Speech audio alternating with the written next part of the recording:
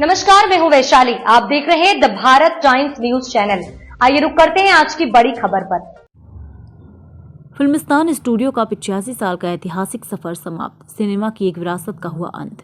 एक ऐतिहासिक विरासत का अंत। मुंबई के मशहूर फिल्मिस्तान स्टूडियो, जो पिछले 85 वर्षों से भारतीय सिनेमा की अनगिनत यादों का साक्षी रहा है, अब इतिहास बन चुका है।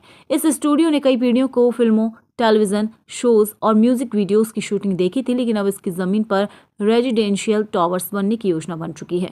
इसके साथ ही एक युग का अंत हो गया है और इस खबर से पूरी इंडस्ट्री भावुक हो उठी है। रानी और काजोल का पारिवारिक जुड़ाव।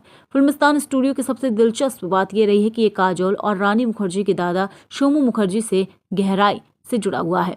इस स्टूडियो को उन्होंने ही 1943 में कुछ साथियों के साथ मिलकर स्थापित किया था, इसलिए ये स्टूडियो उनके परिवार की सांस्कृतिक और पेशेवर विरासत का एक अहम हिस्सा रहा है। इस स्टूडियो में न सिर्फ उनकी फैमिली प्रोडक्शंस की शूटिंग हुई, बल्कि काजोल और रानी दोनों ने भी यहाँ अपनी शुरुआती शूट किए थे।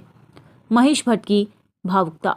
फिल्म निर्देशक महेश भट्ट ने स्टूडियो के बिकने की खबर पर गहरी संवेदना जताई है। उन्होंने कहा कि फिल्मिस्तान स्टूडियो उनके करियर के शुरुआती दिनों का गवाह रहा है और ये खबर सुनकर उन्हें गहरा आघात लगा है। महेश भट्ट के मुताबिक फिल्मिस्तान सिर्फ एक लोकेशन नहीं थी, बल्कि एक भावनात्मक जुड़ाव था, जहां से उन्होंने सिनेमा को समझा और सीखा।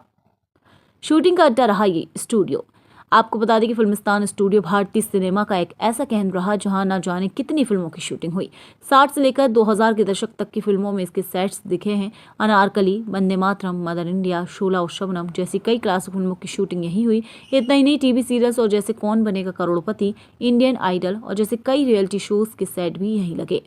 बदलते समय का असर। जैसे जैसे मुंबई की जमीन की कीमत आसमान छूने लगी है, बड़े बड़े प्रोडक्शन हाउस और स्टूडियो भी आर्थिक दबाव में आने लगे हैं।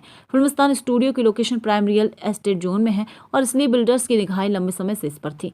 अंततः आर्थिक कारणों और घटते उपयोग के चलते इसे बेचने का निर्णय लिया गया। रेजिडेंशियल टावर में तब्दील होगा स्टूडियो। अब यह ऐतिहासिक स्टूडियो जल्द ही तोड़ा जाएगा और इसकी जगह बहुमंजिला रेजिडेंशियल टावर बनाए जाएंगे। इस प्रक्रिया के शुरू होने के साथ ही इंडस्ट्री के कई कलाकार और फिल्मकार अपनी यादों को साझा कर रहे हैं। सोशल मीडिया पर भी फिल्मिस्तान से जुड़ी तस्वीरें, वीडियो, अनुभव शेयर किए जा रहे हैं। एक युग का समापन। फिल्मिस्तान स्टूडियो का अंत केवल एक जगह का अंत नहीं, बल्कि एक सिने युग के समापन जैसा है। ये स्टूडियो न सिर्फ तकनीकी दृष्टि से अहम था, बल्कि इसमें भारतीय सिनेमा की आत्मा भी बसती थी।